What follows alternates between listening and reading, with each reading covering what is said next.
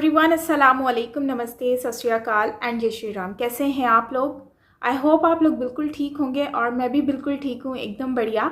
हमेशा की तरह आपके लिए वीडियो लेकर आई हूँ। वीडियो है आलिया ईशा की वीडियो है और आप जैसे कि जानते ही हैं कि G7 समिट जो कि great chance for India and Australia, मतलब कि बेसिकली इस टॉपिक पर आजकल बहुत ज़्यादा जो है वो पूरी दुनिया में तहलका मचा हुआ है। तो यकीनन आप लोगों को भी इसके बारे में जानते होंगे या जानने की कोशिश कर रहे होंगे। सो इस वीडियो को आज हम देखेंगे और देखते हैं कि इस वीडियो में क्या कहा जाता है। सो बिना देरी के चलते वीडियो की तरफ और रिएक्ट कर लेते हैं। सो हैव वी गो।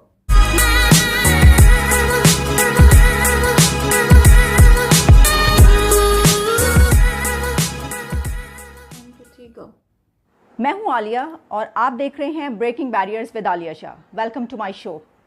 इस वक्त दुनिया में एक बहुत बड़ा इवेंट हो रहा है। पूरी दुनिया की नज़रें इंग्लैंड पर लगी हैं क्योंकि वहां पर दुनिया के टॉप लीडर्स जमा हैं जो इस दुनिया के health, environment, climate change, economy और दीगर बहुत सारी मुश्किलात पर बात कर रहे हैं। कुछ एजेंडाज भी शामिल हैं, उन पे बात करेंगे। लेकिन इसमें एक बड़ी तब्दीली, आप कह लीजिए एक बड़ी डेवलपमेंट ये है कि मेंबर्स के अलावा ऑस्ट्रेलिया के प्राइम मिनिस्टर को भी इनवाइट किया गया और वो एक दिन ताख़ीर से पहुंचे, लेकिन वो भी इस समिट में शरीक हो रहे हैं। और इससे भी बड़ी एक और तब्दीली ये है कि इंडिया के prime minister mister Narendra Modi को भी इन्वाइट किया गया और उन्होंने वर्चुअल एड्रेस किया और ऑनलाइन खिताब के दौरान उन्होंने जो अपना एजेंडा रखा वो बहुत ही कमाल का है। Speaking during the virtual session, PM Modi made the pitch for a coordinated global response against covid and future pandemics. लेकिन पाकिस्तान कहाँ है? सवाल लोग ये कर रहे हैं कि अगर इंडिया, जो कि पाकिस्तान का हमसाया मुल्क है, वो वहाँ पर शरीक हो रहा है क्योंकि उसको एक इमर्जिंग इकोनॉमी, एक इमर्जिंग पावर समझा जा रहा है, लिहाजा उनको मौका दिया गया कि वो इस समिट में शरीक हों और जो वो समझते हैं, जो वो देख रहे हैं, तो अपना वो जो भी कहना चाहते हैं वहाँ पे जाके कहें। ये एक बहुत ही अच्छा मौका था भारत के लिए। मेरा ख्याल ये है कि इस रीजन के और जितने कंट्रीज़ हैं उसमें पाकिस्तान, बांग्लादेश, श्रीलंका और नेपाल, उनको भी कोशिशें करना चाहिए कि अपने आप को वहाँ तक उठाएं कि जहाँ पर उनको भी इनवाइट किया जाए ऐसी समिट में। चलिए, ये तो हमने एक इसके ऊपर जो इसका एंगल था उस पर बात कर ली। अब ज़रा, क्योंकि इसके बहुत से एंगल्स हैं, इस समिट पे बात करने के लिए बहुत वक्त चाहिए, लेकिन मैं कोशिश ये करूंगी कि समिट की जैसे जैसे अपडेट्स आएंगे मैं आप तक ज़रूर पहुंचाऊंगी। मैं कुछ मेहमानों से भी इसके ऊपर गुफ्तगू जो करूंगी वो भी आप तक पहुंचाऊंगी। इसकी वजह ये है कि कहा यह जा रहा है कि G7 समिट, ये जो इस वक्त समिट हो रही है, ये आने वाली दुनिया का वर्ल्ड ऑर्डर सेट करेगी। World order. पहले बढ़ते हैं हम इस जानिब के इस समिट में एक बहुत बड़ी बात ये हुई कि इंटरनेट शट डाउन करना पड़ा। जो दुनिया का ज़राए अबलाग बता रहा है, CNN से लेकर और बहुत से दूसरे मीडिया हाउसेस, वो ये खबर दे रहे हैं कि इस समिट के दौरान इंटरनेट शट डाउन करना पड़ा। इंटरनेट क्यों? आप सोच रहे होंगे कि इंटरनेट क्यों शट डाउन करना पड़ा। उसकी वजह ये है कि जो बाइडन की जानिब से जो एक एजेंडा, एक पॉइंट रखा गया है, वो ये है कि चाइना को टक्कर देने की जो है वो बात की जा रही है। जो एक इंफ्रास्ट्रक्चर की बात है वो तो अलग है, लेकिन उसके अलावा जब ये बात शुरू हुई तो कुछ उसमें से कंट्रीज़ चाइना के हक़ में हो गए और कुछ उसके ख़िलाफ़ हो गए। मतलब ये था कि वो जो एक पॉइंट था उसकी कुछ ने फेवर की जबकि कुछ उसके अगेंस्ट हो गए और बात इतने सेंसिटिव नोट तक पहुंची कि बिल आखिर उस कमरे का, उस रूम का इंटरनेट शट डाउन करना पड़ा। शायद इसकी वजह ये हो कि सिक्योरिटी पॉइंट ऑफ व्यू से, या इस वजह से कि कुछ लीक ना हो, कोई बात बाहर ना जाए। यही समझ में आ रहा है कि इस वजह से बंद करना पड़ा होगा, क्योंकि कहा जा रहा है कि बहस इतनी गर्मा गर्म हो गई थी और इतने सेंसिटिव पॉइंट पर तमाम कंट्रीज़ पहुंच चुके थे, क्योंकि जिस तरह डिबेट होती है कि कुछ कंट्रीज़ एक तरफ और कुछ कंट्रीज़ एक तरफ। इसमें यह भी कहा जा रहा है कि जो चाइना के अगेंस्ट और फेवर में जो कंट्रीज़ थे उनको इस तरीके से डिवाइड किया गया कि जहाँ इटली और इसके अलावा यूरोपीय यूनियन, उन्होंने और जर्मनी, ये 3 कंट्रीज़ जो थे, इन्होंने चाइना के अगेंस्ट ना जाने का फ़ैसला किया। लेकिन इसके साथ साथ एंजेला मर्केल ने ये भी कहा कि हम ये नहीं कह रहे कि हम ये नहीं करना चाहते। जिस तरह की बात हुई इंफ्रास्ट्रक्चर की, तो उन्होंने कहा कि बिल्कुल हम इसमें शामिल हो रहे हैं, लेकिन हम ये नहीं चाहते कि बाकायदा एजेंडे के तौर पर किसी के ख़िलाफ़ जाए। ख़ास तौर पर अक्सर औकात चाइना के सूबा सिंकियांग की जो बात की जाती है कि वहाँ पर ह्यूमन राइट्स की वायलेशन हो रही है, वहाँ पर फोर्स्ड लेबर के हवाले से बात हुई है, वहाँ पर माइनॉरिटीज़ के साथ जो सलूक किया जा रहा है उसके हवाले से बात हुई है। और ये सिर्फ अभी की बात नहीं है, बल्कि ये बातचीत बहुत अरसे से चल रही है। दुनिया के कई कंट्रीज़ इसके ऊपर बात करते हैं। कुछ कंट्रीज़ जो कि चीन के दोस्त समझे जाते हैं, जिसमें पाकिस्तान भी शामिल है, वो इस वजह से चुप रहते हैं क्योंकि वो अपने दोस्ती की वजह से उस पर बात नहीं करना चाहते। लेकिन इसके अलावा जितने कंट्रीज़ हैं वो इसके ऊपर बहुत सवाल उठाते हैं कि चाइना में जो ह्यूमन राइट्स की वायलेशंस हो रही हैं उनको कौन रोकेगा। और हम ये भी जानते हैं कि जो बाइडन ने आने के बाद जब शी जिनपिंग से अपनी टेलीफोनिक कन्वर्सेशन की थी, तो उस वक्त उन्होंने अपनी पहली ही उस गुफ्तगू में शी से ये सवाल किया था, जिसके ऊपर कहा जा रहा है कि शी ने इसके ऊपर स्नब किया था। उन्होंने कहा था कि हमारा इंटरनल मामला है। लेकिन जाहिर है कि आप जानते हैं कि अगर कोई इतना बड़ा समिट दुनिया का हो रहा होगा तो वहाँ पर ऐसी बात की जाएगी, और इस समिट के एजेंडे में भी ये शामिल है। इस मौके पर G7 कंट्रीज़ के हेड्स ने क्वीन एलिजाबेथ और प्रिंस चार्ल्स के साथ डिनर भी किए हैं। कुछ जो और पॉइंट्स पर टॉक हुई उसमें China Russia trade taxes and Covid environment, ये एजेंडा भी रहा बातचीत का। इन कंट्रीज़ के हेड्स ने एक बहुत ही शानदार काम ये किया है कि 1 billion doses of vaccines lower income countries को अगले साल के आखिर तक डोनेट करने की अनाउंसमेंट की है।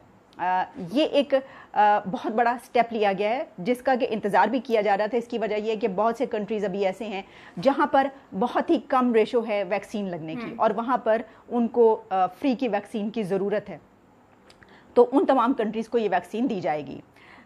ये भी एक बात इसमें तय है कि नेक्स्ट वीक प्रेसिडेंट जो बाइडन और सदर पुतिन की मुलाकात भी होना है जनेवा में।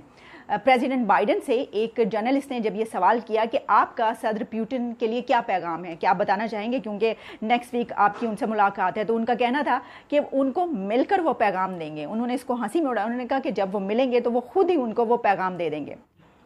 प्रेसिडेंट बाइडन ने इस इवेंट को एक रीसेट करार दिया। वहाँ पर ये जुमला कई बार सुनने को मिला कि यूएस इज़ बैक, यानी United states is back. America के सदर जो बाइडन की इंतज़ामिया ने कहा है कि वो गरीब और तरक्की पजीर ममालिक में इंफ्रास्ट्रक्चर को बेहतर बनाने के लिए माली तौर पर ऐसे मंसूबे सामने लाने की कोशिशें कर रही है, यानी ऐसे प्रोजेक्ट्स लाए जा रहे हैं जो चीन और पुतिन, यानी ये कि चाइना और रशिया के साथ जो हैं वो टक्कर खाएंगे। इसका मतलब ये हुआ कि उनमें थोड़ी सी इन कंट्रीज़ के बीच हमें मुखालफत देखने को मिलेगी आइंदा आने वाले सालों में। तज्जिया निगार और मीडिया ये कह रहा है कि चाइना और बेल्ट एंड रोड इनिशिएटिव की टक्कर पर जो प्रोजेक्ट लाया जा रहा है उसका नाम है build back better for the world, यानी एक बेहतर दुनिया की तामीर, एक नई दुनिया की तामीर। चाइना का बेल्ट एंड रोड इनिशिएटिव की अगर हम बात करें तो 2013 में शुरू हुआ था, और ये अभी तक का सबसे बड़ा मंसूबा कहा जाता था। लेकिन अब अमेरिका का प्रोजेक्ट B3W जिसको कहा जा रहा है, उसमें प्राइवेट सेक्टर के ज़रिए दुनिया भर में डेवलपिंग और अंडर डेवलप्ड कंट्रीज़ जो हैं वहाँ पर इंफ्रास्ट्रक्चर पर जोर दिया जाएगा, बनाने की कोशिशें की जाएंगी, और वहाँ पर बिलियन नहीं बल्कि ट्रिलियन डॉलर्स की इन्वेस्टमेंट की बात की जा रही है। इसका मकसद एक ये भी कहा जा रहा है कि चाइना के बढ़ते हुए आलमी असर रसूख का मुकाबला करना है, यानी चाइना जो कि सुपर पावर बनने की तरफ बहुत तेज़ी से गामजन है, तो कहा जा रहा है कि उसको वहीं पर रोक देने के लिए भी ये प्रोजेक्ट लाया गया है, ताकि कम से कम उसके मुकाबिल का कोई तो मंसूबा मौजूद हो इन कंट्रीज़ के पास। G7 समिट पर वाइट हाउस ने एक बयान में ये भी कहा था कि अमेरिकन प्रेसिडेंट जो बाइडन और जो दूसरे तमाम लीडर्स हैं कॉर्नवाल समिट के दौरान चाइना के खिलाफ स्ट्रेटजिक मुकाबले के मौजू पर भी बात होगी, जो कि अब हो रही है। जिस तरह मैंने आपको बताया कि वो जो इंटरनेट शटडाउन हुआ था वो एक ऐसे ही डायलॉग पे हुआ था जिसमें एंटी चाइना और चाइना के जो फेवर में थे उन कंट्रीज़ के बीच बहस इस हद तक बढ़ गई, रूम का जो इंटरनेट था वो बंद करना पड़ा था। G7 समिट की एक और अहम बात यह है कि जो डेमोक्रेटिक कंट्रीज़ हैं वो $400 ट्रिलियन की इन्वेस्टमेंट से कोविड-19 से जो मुतासरा कंट्रीज़ हैं दुनिया में उनके लिए इंफ्रास्ट्रक्चर तामीर करेंगे, उन कंट्रीज़ में भी है। तो इसके लिए जैसे मैंने आपको बताया कि $400 ट्रिलियन की अमाउंट रखी गई है, जो बहुत बड़ी है।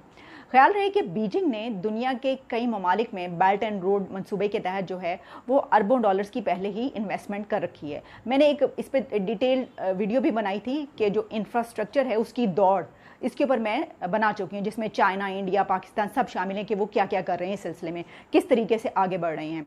बाकी तमाम लीडर्स ने तो इंफ्रास्ट्रक्चर पर जोर दिया, हेल्थ पर भी, लेकिन प्राइम मिनिस्टर मोदी ने सैटरडे को जो बात की उसमें G7 स्टेट्स को कहा कि एक अडॉप्ट किया जाए United approach to the coronavirus pandemic and future health emergencies with the mantra of one earth, one health।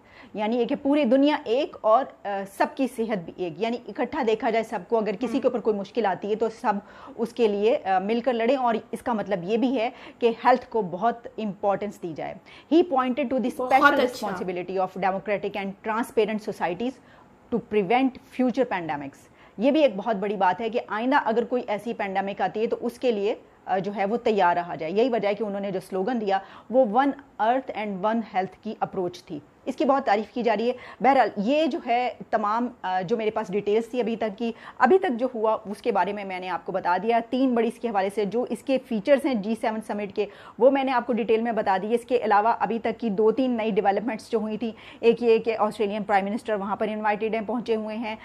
India को इन्वाइट कर लिया गया। उन्होंने PM मोदी ने खिताब के दौरान जो है वो क्या स्लोगन अपनाया, और इसके अलावा वहाँ का इंटरनेट शट डाउन करना पड़ा, क्यों शट डाउन करना पड़ा वो भी मैंने आपको बता दिया। तो ये थी अभी तक की, लेकिन जैसा मैंने आपको बताया कि मैं अब आप जो मेरी नेक्स्ट वीडियो देखेंगे उसके ऊपर मैं यकीनन किसी ऐसे गेस्ट से बात करूंगी कि जो इसके ऊपर तफसीली बात भी कर सकेंगे, और हम इसके अपडेट्स जैसे जैसे आएंगे, क्योंकि ये दुनिया का बहुत बड़ा इवेंट है इस वक्त। जैसे मैंने आपको कहा कि इस इवेंट को आप इस तरह से लीजिए कि ये नेक्स्ट वर्ल्ड ऑर्डर दुनिया का जो सेट होगा वो इन्हीं कंट्रीज़ के ज़रिए से होगा। इजाज़त दीजिए, दोबारा मुलाकात होती है। बड़ी बात है, खड़ी होकर इतनी देर जो है वो कन्वर्सेशन करना कोई आम बात तो है नहीं, लेकिन इतनी देर से ये जो है इतनी देर से कन्वर्सेशन कर रही हैं, बड़ी बात है, बड़ी अप्रिशिएट करने वाली बात है। वरना इतना कंटिन्यूसली खड़े होकर कैसे।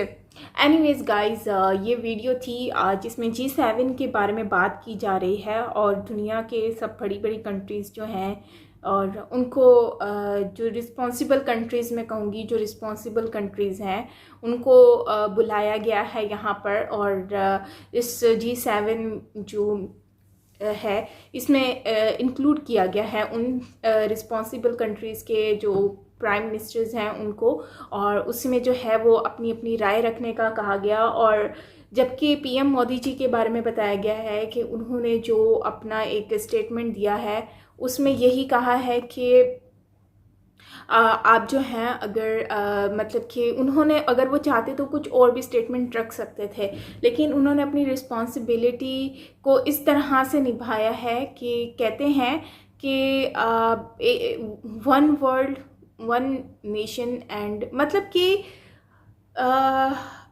अगर हम देखते हैं तो एक दुनिया को, जैसे कि सनातन धर्म में हम सुनते भी आए हैं कि सनातन धर्म जो है उसमें लोग क्या कहते हैं, उसमें लोग कहते हैं कि मतलब कि उसमें पूरी दुनिया को जो है वो एक फैमिली माना जाता है। सो नरेंद्र मोदी जी ने भी उसी को ही समझते हुए आगे ये बात रखी कि आने वाले वक्त को भी देखा जाए और जो पूरी दुनिया को इक्वली तौर पर हेल्थ के तौर पर देखा जाए और रखा जाए। सो उनकी प्रॉपर तरीके से एक हेल्प भी की जाए। तो ये चीज़ मुझे बहुत ज़्यादा अच्छी लगी है, यकीनन आपको भी अच्छी लगी होगी। और बाकी यही है कि ओवरऑल पाकिस्तान कहाँ है, पाकिस्तान का कुछ अता पता नहीं है, क्योंकि मैंने जैसे कि स्टार्टिंग में ही आपसे कहा कि रिस्पॉन्सिबल कंट्रीज़ का मतलब ये होता है कि जो लोग वैल्यू रखते हैं in front of other countries, जो कि मीटिंग्स वगैरह में, और उनमें ये रिस्पॉन्सिबल कंट्रीज़ थी। अब अगर हम बात कर लेते हैं बांग्लादेश की, पाकिस्तान की और दूसरी कंट्रीज़ की, तो उनमें देखो सबसे मेन चीज़ होता है एबिलिटी और ये सब, जो अपने आप को कुछ करके दिखाना कि आपको लोग इस काबिल समझें कि अपने बीच में बिठा सकें। सो हम यहाँ पर लेक कर गए हैं, और फाइनली अनफॉर्चुनेटली आज पूरी दुनिया में ये चीज़ सवाल उठ रहा है और उठेगा भी कि पाकिस्तान कहाँ पर है। और इससे सुनकर आज शर्मिंदगी भी हुई, नज़रें झुक गई कि यार देखो हम लोग कहाँ पर हैं, हमारा तो कोई अता पता ही नहीं है। सो ये कोई नई बात नहीं है। लेकिन अगर हम चाइना की बात करते हैं तो चाइना हमेशा से ही चाइना को वैसे चाइना के लिए जो लोगों ने मतलब कि चाइना में जो हालात चल रहे हैं मुस्लिम्स के, और वहाँ पर जो उनके साथ जो हो रहा है ह्यूमैनिटी के तौर पर, और उसके बाद फिर उस पर अगर इन लोगों ने जो पोल किया है उसमें ये कहते हैं कि जो है वो चाइना मतलब कुछ लोग चाइना के साथ थे, कुछ कंट्रीज़ नहीं थी, तो जिसकी वजह से इन लोगों ने जो है वो नेट को बंद कर दिया ताकि कोई प्रॉब्लम जो है वो हाईलाइट ना हो सके। लेकिन सबसे मेन चीज़ ये आ जाती है कि इससे मुझे ये याद आ गया कि हमारा एक फिरदौस आशिक अवान है जो कि पाकिस्तानी पीटीआई से हैं, एंड वो एक लाइव शो में थी और वहाँ पर जो है वो किसी ने वो जिनके साथ डिबेट कर रही थी, तो उन्होंने जो है वो दूसरे गेस्ट थे, उन्होंने उनके साथ शायद कोई बात ऐसी की, मैंने खैर वो वीडियो प्रॉपर नहीं देखी, लेकिन उसमें जो है वो उन लोगों की गहमा गहमी हो गई, लड़ाई हो गई, जिसकी वजह से उन्होंने जो है वो आपस में मतलब उसने फिरदौस आशिक अवान ने उसको थप्पड़ मार दिया, तो वो वायरल हो गई थी वीडियो बहुत ज़्यादा। लेकिन इससे इस बात का जोड़ने का मतलब यह है कि मुझे वही याद आ गया कि देखो फिरदौस आशिक अवान वाला सिस्टम तो इतना वायरल हो गया, लेकिन यहाँ पर ऐसा कुछ होता नहीं है, ये लोग जानते हैं कि इनको किस तरह से सारी चीज़ों को सेट करना है। बाकी दूसरी कंट्रीज़ को अगर हम देखते हैं तो देखें हर कंट्री अपना फ़ायदा सोचती है, हर कंट्री को देखना है कि उसको कितना फ़ायदा, कितना नफ़ा, कितना नुकसान होता है, तो वो अगर उनको फ़ायदा हो रहा है किसी जगह से तो वो अपने फ़ायदे को ज़्यादा देखेंगे, नुकसान की तरफ नहीं जाएंगे। तो इसलिए उन कंट्रीज़ जो चाइना को सपोर्ट कर रही हैं, यकीनन उन कंट्रीज़ को चाइना से बहुत ज़्यादा फ़ायदा हो रहा होगा, तब भी वो लोग चाइना के जो हैं वो ख़िलाफ़ नहीं जा रहे। और जाहिर सी बात है अगर वो चाइना के ख़िलाफ़ जाते हैं तो उनके मामला जो हैं वो ख़राब होंगे, उनके रिलेशंस ख़राब होंगे। लेकिन जो चाइना के ख़िलाफ़ बात कर रहे हैं तो यकीनन वो पॉइंट पर बात कर रहे हैं, क्योंकि उनको पता है कि चाइना जो है वो एक ऐसी कंट्री है जो कि अपना रूल्स, अपने रेगुलेशंस लेकर आई है, और अपने वहाँ पर जो माइनॉरिटीज़ हैं उनके साथ वो क्या हाल कर रही है उनका, तो उसके ऊपर जो है वो आवाज़ उठा रहे हैं। बाकी सवाल ये उठता है कि पाकिस्तान कहाँ पर है, तो पाकिस्तान भाई अभी तक तो कहीं पर नहीं है, लेकिन आने वाले वक्त में भी होगा कि नहीं, मुझे तो लगता है कि नहीं होगा, बाकी देखो क्या होता है। ओवरऑल वीडियो तो मुझे अच्छी लगी क्योंकि काफ़ी इन्फॉर्मेटिव थी, आप लोगों को भी इन्फॉर्मेशन मिली होगी काफ़ी ज़्यादा। बाकी G7 के बारे में मैं ये कहूँगी कि आने वाले वक्त में देखते हैं कि इसका क्या इम्पैक्ट पड़ता है हमारे कंट्रीज़ में, हमारे डिफरेंट कंट्रीज़ के रिलेशन के बीच में, और इकनॉमी है और बहुत सारी चीज़ों के बीच में, तो ये हमें देखना है आने वाले वक्त में। सो खैर गाइस, ये थी हमारी आज की वीडियो। अगर अच्छी लगे तो लाइक कर दीजिएगा, कमेंट करना बिल्कुल मत भूलिएगा, एंड अगर मेरा Saima pizza the vlog channel आपने सब्सक्राइब नहीं किया तो लाजमी कर लें। और इसके अलावा ये है कि आपको वहाँ पर व्लॉग्स वगैरह मिलते रहेंगे, डिफरेंट वीडियोस मिलती रहेंगे, सो आप उसको ज़रूर वॉच करें, आपको अच्छा लगेगा। सो मिलते हैं नेक्स्ट वीडियो के साथ, till then take care, bye bye.